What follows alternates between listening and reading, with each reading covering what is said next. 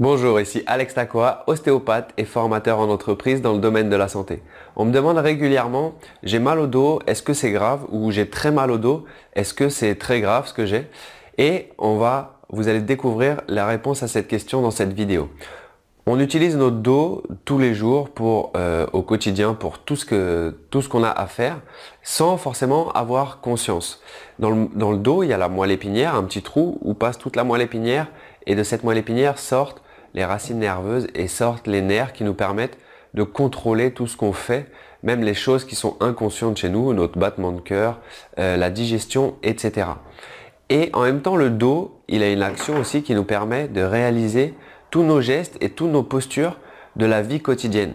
Et bien souvent, quand on se bloque ou quand on a très mal au dos, c'est souvent après avoir ramassé quelque chose par terre qui était lourd, après avoir tourné trop brusquement, fait un mouvement de torsion, que ce soit au niveau du sport ou que ce soit pour aller chercher quelque chose au fond de son coffre, par exemple.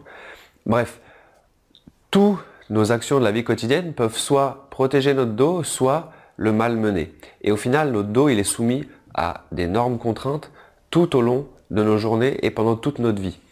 Et dans la grande majorité des cas, lorsqu'on a mal, la douleur ne représente qu'un signal d'alarme. En fait, c'est le signal d'alarme qu'on a fait quelque chose qu'on ne devait sans doute pas forcément faire ou qu'on n'a pas super bien fait. C'est ce qui a recréé des douleurs.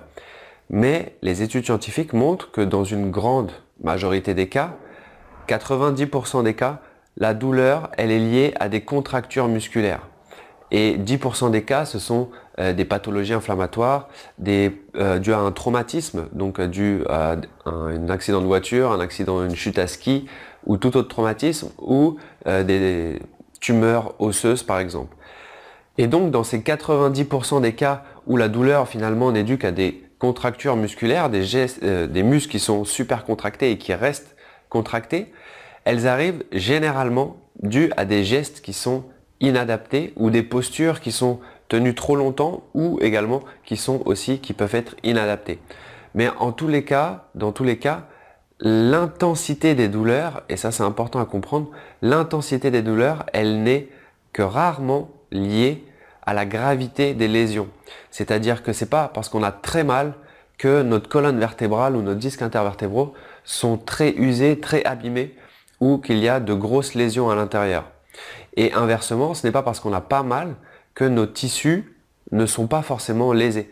À peu près 30% de la population a des hernies discales au niveau du bas du dos et pourtant ils n'ont pas de douleur. Donc ça veut dire qu'il n'y a pas vraiment de corrélation entre la douleur et la gravité des lésions. Ce qui fait que vos douleurs, généralement dans le mal de dos, elles ne sont pas graves. C'est juste votre corps qui a tiré le signal d'alarme pour dire « Eh oh, fais attention à moi un peu s'il te plaît.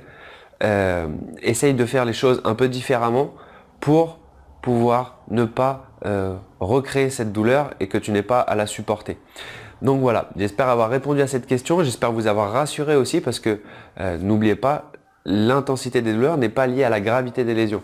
Donc si vous avez très mal, vous pouvez essayer de soulager ces douleurs-là, de faire des choses, des gestes et des postures dans votre quotidien qui protègent votre colonne vertébrale. Petit à petit, vos douleurs vont diminuer. Essayez de faire un petit peu d'exercice aussi, certains exercices spécifiques qui sont anti-mal de dos pour pouvoir soulager votre mal de dos. De cette manière-là, vous allez soulager les douleurs vont diminuer d'une part grâce à la protection et d'une part par rapport aux exercices que vous faites. Mais en tout cas, sortez de ce cycle infernal de la fatalité du mal de dos, je ne peux rien y faire, ou bien sortez également de la peur. Cette vidéo-là est surtout faite pour, au final, que vous vous débarrassiez un petit peu de cette peur du mal de dos, cette peur de la gravité. Voilà, si elle vous a plu, si elle vous a inspiré, si elle vous a aidé, partagez-la. N'hésitez pas à me dire dans les commentaires ce que vous pensez de la vidéo pour que je puisse améliorer les prochaines. Je vous dis à très bientôt et je vous souhaite une excellente santé de votre dos. C'était Alex Takoa. Merci beaucoup.